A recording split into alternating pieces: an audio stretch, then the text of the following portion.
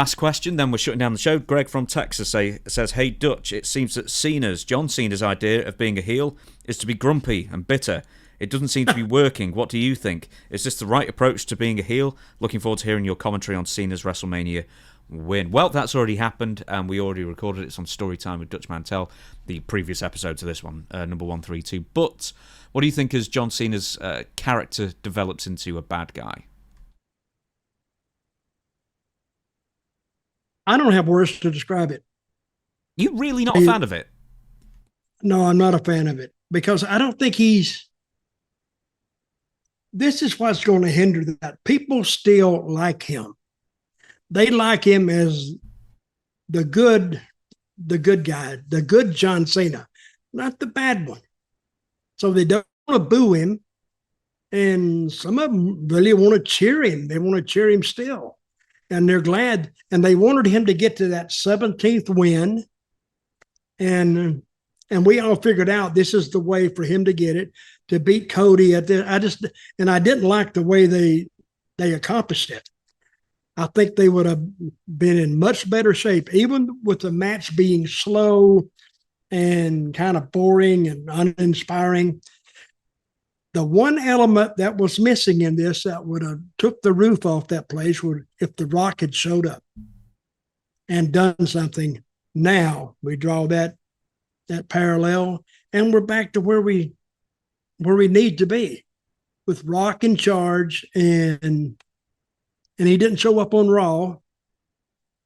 So is Rock just an afterthought now, or what? He's like a no thought. That's the thing. I think he's pulled the power play and just wasn't. Is he still on the board? Is he still on the board? Oh, he's absolutely on the board. Oh, we could go on about The Rock more and more and more, but we'll stick with Cena on this.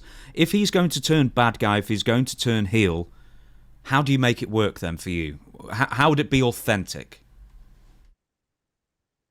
Well, I think they were rushed into this because they had no plan. And that flies in the face of us saying that Triple H has really turned this creative around, because their main angle was Cody and the title and who's going to challenge him for that title. Cena, I think him turning the way he did, it shocked people. But now, once they saw it in effect, they don't like it. I mean, even if Cody had won, now they see Cena losing his 17th attempt at it, or for his 17th title reign. That leaves a bad taste in your mouth. But the way they finished it up, and the Travis Scott, to me, it was a mess from beginning to end.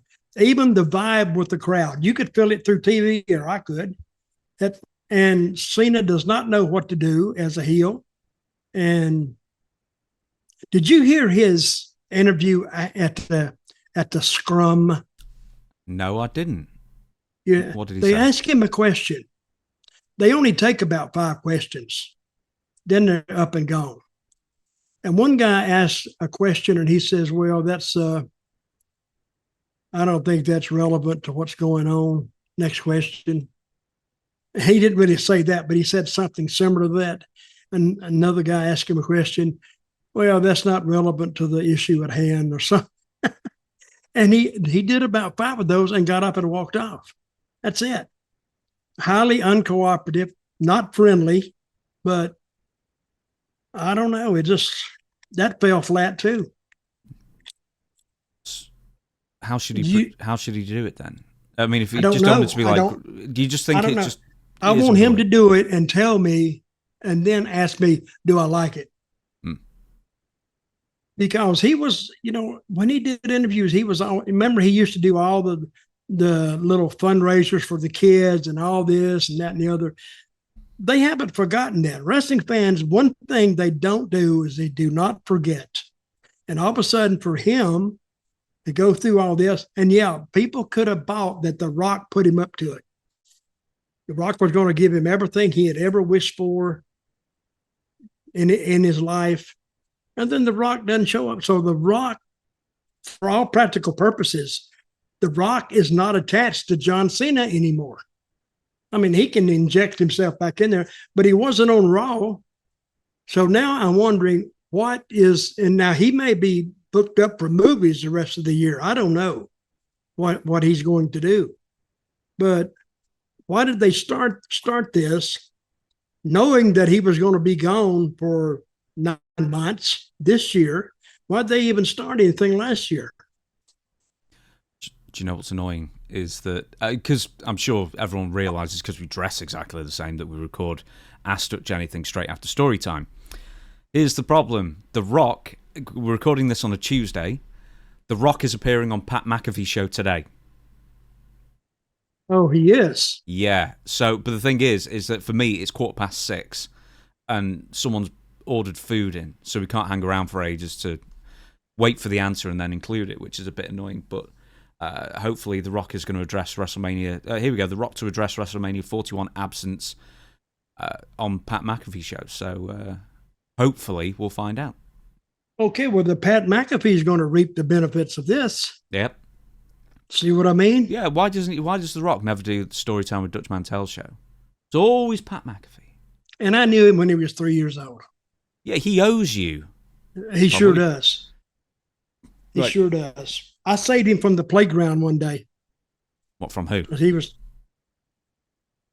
left alone out there. Not, alone, but, his mother was talking to Rocky, the daddy, back to where the steps came down from the building.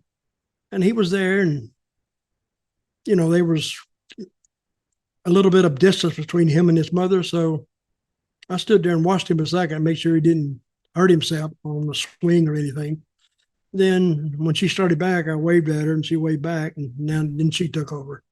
But I bet he doesn't even remember that. He was 3 years old. How can you forget that? Kind of sounds like you're over-egging the life-saving aspect of... Yeah, but... well, he doesn't know that. He won't remember either way. No, yeah, he won't remember it anyway. But gives me another story about Rocky Johnson that I will tell in the future.